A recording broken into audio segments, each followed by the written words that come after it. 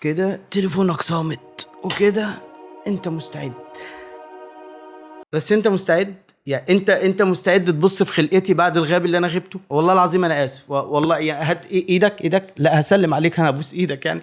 المهم يا معلم، قول لي ايه رايك في القعده في الكنبه والبتاع، وان احنا كده خلاص فاهم، احنا قاعدين على القهوه، فكك بقى من جو اليوتيوبر والكلام الفاضي ده يا باشا، احنا قاعدين على القهوه دلوقتي في قناه اسمها القصه. طب ايه المطلوب؟ هحكي لك القصه. انا جايبك النهارده عشان ها، بس قبل ما انهاه ما تنساش تدعي لاخواتك بالنصر، وتدعي لابويا بالرحمه، وتعمل لايك، وتجيلي بعد الانترو.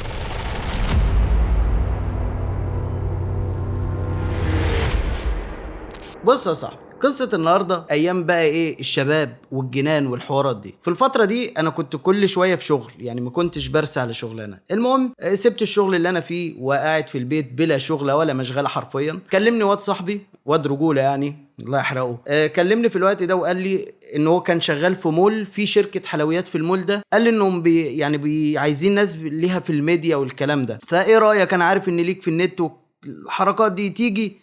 فقلت له يعني هعمل ايه؟ قال لي هتصور المنتجات، تنشرها على الفيس، تعمل لها اعلان ممول، الحركات دي، وانا عارف ان ليك في الجو ده. قلت له والله شغلانه حلوه يعني في الحنين، انا جاي. بس هي كانت في محافظه تانية، ما كانتش في المحافظه اللي انا فيها. فقال لي خلاص تمام، وانا هظبط لك السكن، يعني هاخد لك اوضه في السكن اللي احنا فيه. والحمد لله رحت عملت مقابله في الشغل، اتقبلت، الدنيا زي الفل. السكن بقى اللي احنا فيه بيت من دورين، الدور الارضي دور مقفول ما فيهوش اي حاجه، يعني فيه حاجات تخص صاحب البيت، والدور التاني هو اللي بيتأجر بالاوضه. كانوا بالظبط 4 غرف، كل غرفتين ليهم بلكونه بيستخدموها في نشر الغسيل والحوارات دي. المهم قعدت فتره زي الفل، تقريبا يجي شهرين 3. وفي خلال الشهرين 3 دول كنت اتعرفت على المنطقه والدنيا وكده. وفي يوم جمعة قاعد بتغدى انا وصاحبي عادي جدا، وخلصت غدا وقمت خدت الغسيل في امين، ورحت طالع على البلكونه انشره عشان اشوفها.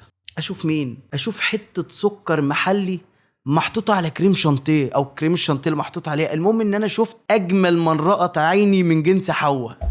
ايه يا اسطى الجمدان ده؟ في وقتها بقى، دلوقتي احنا محترمين ما نقولش كده، بس وقتها كان الدنيا في الشمال يعني. المهم ايه، نظره فهق بقى وخلاص، ودخلت وعدت الايام والبلكونه تجمعنا يوم ورا يوم، لغايه ما عرفت ان دي ساره بنت جارنا اللي في البيت. عرفت منها، ها يعني خلاص الدنيا بقت خد ودي. فضلت انا وساره تقريبا قد ايه يا ولا فتره حلوه، يجي شهرين مثلا في علاقه بلكونيه، لغايه ما جت اللحظه اللي هو خدت الخطوه وقلت لها بقول لك يعني مش هنطور الموضوع ده، مش هنتقابل والكلام ده. فقالت لي طب بص، يعني صعب نتقابل طبعا في المنطقه، في المنطقه، يعني هي منطقه كلها بيوت، منطقه هنا في وسط القاهره على فكره، وفي اخرها في اخر المنطقه دي في منطقه كلها زراعه. فقالت لي في اخر الطريق، مش هينفع اقول اسمه طبعا، قالت لي اخر الطريق ده هتلاقي ارض واسعه كده، وفي بيت وفي شجر كتير قدام البيت ده، تعالى الساعة كذا هتلاقيني هناك. بس هو برضو كان يوم جمعة، لأن اليوم الوحيد اللي ينفع اتحرك فيه عشان أنا في الشغل. رحت يا معلم ولقيت سارة واقفة والدنيا حلو،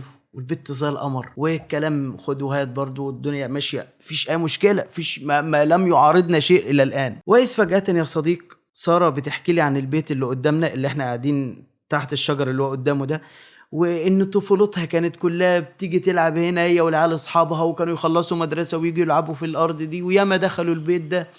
بقول لك ايه يا احمد، ما تيجي ندخل؟ بص ما اكدبش عليك، انا دماغي حدفت الى اقصى الشمال. بيت زي القمر وبيت فاضي، وما تيجي ندخل؟ لا كده اكيد اكيد ابليس مستنيني جوه، فاهم، بكوبايتين قد كده. المهم بلاش نتطرق لمثل هذه الامور. قلت لها يلا يا حلاوه يلا. رحنا لغايه باب البيت، ولقيت لك ساره بتطلع من شنطتها شمعه وبتسالني على ولاعه. فاوكي خد الولاعه. خدت ولعت، زقت الباب اتفتح، بس كان عندها حق ان هي تولع شمعه. ما بعد عتبه الباب ظلام كاحل، ما فيش، ما تشوفش جوه غير سواد. نم ولعت الشمعه ودخلنا البيت. بص يا معلم، هو المنطقي ان اللي انا شايفه في البيت دلوقتي ما يخوفنيش، يعني الكراسي راكبه على بعضها، تراب مالي المكان، وبيت عباره عن ضلمه كحل. اوكي، ما هو بيت مهجور طبيعي ده يبقى فيه، بس اللي مش طبيعي الجو. الجو قبل ما ندخل من الباب ربيع بره، لا هو شتاء ولا هو حر، بس الجو حلو. من جوه عتبة الباب انت في فرن، الجو نار. وشويه شويه ساره عماله، بدات احس انها عبيطه بجد والله، يعني عماله تحكي لي بقى كنا نيجي نتنطط هنا وكنا نستخبى لما نلعب خلاويص هنا. انا ما زلت حاسس ان الجو سخن زي ما بقول لك، وزادت السخونه الاجواء حاجه تانية. وهي اني بدات اسمع اصوات. انا بدات اسمع صوت عيل صغير بيعيط، وفي كلاب بتهوهو. طب اقول يمكن ده من الشارع. طب استنى بقى، انا دلوقتي سامع صوت بنت بتستغيث، في بنت بتصرخ. يا ساره انا سامع حاجات غريبه، انت سامع حاجه؟ لقيتها قالت لي ايه امال اعمل لي فيها صعيدي وبتاع، انت بتخاف ولا ايه؟ بخاف؟ انا ما بخافش والله، لا انا زي الفل، انا معاكي تمام كملي. بس انا سامع حاجات يا بنت والله، انا عايز اخش الحمام دلوقتي. قالت لي لا ما تقلقش، الدنيا في اللذيذ يعني، تعالى نطلع فوق. كل خطوه بناخدها على السلم انا سامع صوت الكلب طالع ورانا، في اللي هو صوت رجلين الكلب. يا بنت انت مش سامعه حاجه يا بنتي؟ لا والله مفيش اي حاجه، تعالى بس. المهم طلعنا. اول ما فتحت الدور ده او باب الدور اللي فوق، هي مش شقه فوق، هي عباره عن عاملينه استراحه، او هو عباره عن صاله كبيره يا دوب شبابيك كتير كده في الحيطان، والباب اللي احنا دخلنا منه، وفي ترابيزه محطوطه في النص وكراسي، يعني قعدة روقان كده. صاحب البيت كان عاملها بقى، معرفش هو فين اصلا. بس المهم راحت داخله على الكراسي، قبل ما تروح على الكراسي مشيت على الحيط، تك راحت منوره الزرار، في لمبه نورت فوق الترابيزه. البت حافظه المكان، دماغي حدفت تاني لاقصى الشمال، دي مش اول زياره ليكي بقى، فاهم انت؟ المهم قعدنا، هي قعدت وانا قعدت قصادها، وبدانا نتكلم. واذ فجاه الكلب بيمسك في رجليا من تحت. ابص مفيش حاجه، فهي برضو ملاحظه الارتباك اللي انا فيه، بتقولي في حاجه يعني انت حاسس بحاجه؟ لا بس مش عارف، حاسس ان انا متزاول، وكل شويه حاسس في كلب عمال يقرب من رجلي يخربش برجليه. انا مرعوب، فبقول لها ما تيجي ننزل تحت احسن يعني. تقول لي لا ده الجو هنا جميل وبتاع. قلت لها جو ايه اللي جميل؟ خلاص بقى انا فاض بيا. قلت لها جو ايه اللي جميل هنا؟ انا حاسس ان المكان ده كله عفاريت. ويا ريتني ما نطقت الكلمه، انا قلت عفاريت والنور بتاع اللمبه انطفى والمكان قلب كحل. ويا ريتها وقفت على الضلمه. كل الاصوات اللي كنت سامعها وانا تحت بقت جنبي، يعني وانا تحت كنت حاسس ان الاصوات بعيده، في استغاثه وفي هلاوس كده، لكن دلوقتي موجود جنبي، في حاجات في ست بتصوت وفي كلب بيهوهو، في رعب زاد عن الواقع، والجو ضلمه كحل. ويا ساره تقول لي ايه فراخ بانيه؟ انا هموت من الرعب. وكمان الجو فعلا بقى سخن جدا، يعني درجه حراره اللي هي لا تطاق، انت ما تستحملش تقف هنا. فيا بنتي طب ما تيجي ننزل تحت احسن ومش عارف ايه. لا يا قلبي خلينا. قلبك مين؟ قلبي هيقف، انا هتشوي وانا قاعد. تعالي معلش ننزل، انا خلاص يعني مش مرتاح هنا ومش عارف ايه. قالت طيب تمام، خد الشمعه دي ولعها عشان اقوم اطفي اللمبه اللي نورتها. فتمام انا مش شايفها حرفيا، بس رحت مدد ايدي كده عشان اخلص، قفشت الشمعة، رحت جايبها وولعت الشمعة. يا دوب الشمعة نورت، ويا ريتها ما نورت. ابص قدامي مفيش سارة، مفيش ترابيزة، مفيش الكراسي، مفيش غير كرسي انا قاعد عليه وقاعد ما بين 4 حيطان، وازيدك من الشعر بيت مفيش اصلا الباب اللي احنا دخلنا منه. وفضلت ادور لك على سارة، يا سارة يا سارة، مفيش سارة. المكان خلاص زي ما انت شايف، 4 حيطان وانت هتموت دلوقتي. رحت قاعد في الارض، خلاص انا وثقت ان هي دي النهايه. حطيت ايدي على راسي، واذ فجاه ساره بتصرخ. مفيش حد، بس في صوت تراب من بره وعاصفه، اللي هو في صوت بره مرعب. ما بقتش عارف انا فين ولا ايه اللي بيحصل، والبيت فعليا بدأ يتهز. انا حاسس البيت بيرقص. وفجأة الشباك او باب الشباك اللي بقولك عليه ده، من الهواء اللي بره وقوته اتخلع واترمى جوه.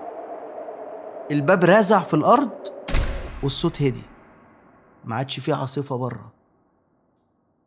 الكرسي لما كنت بقف عليه ما كنتش بطول بره، فرحت جايب الكرسي وجايب الشباك اللي وقع ده، حطيته وقفته بسيفه كده بحيث ان انا اسند عليه من فوق اطول. وفعلا اول ما حطيته ورحت واقف على الشباك، وبحاول نصي بقى بره الشباك ونصي جوه، عايز اوصل، عايز ارمي نفسي من الشباك عادي، اقع مكسر ولا اموت محبوس.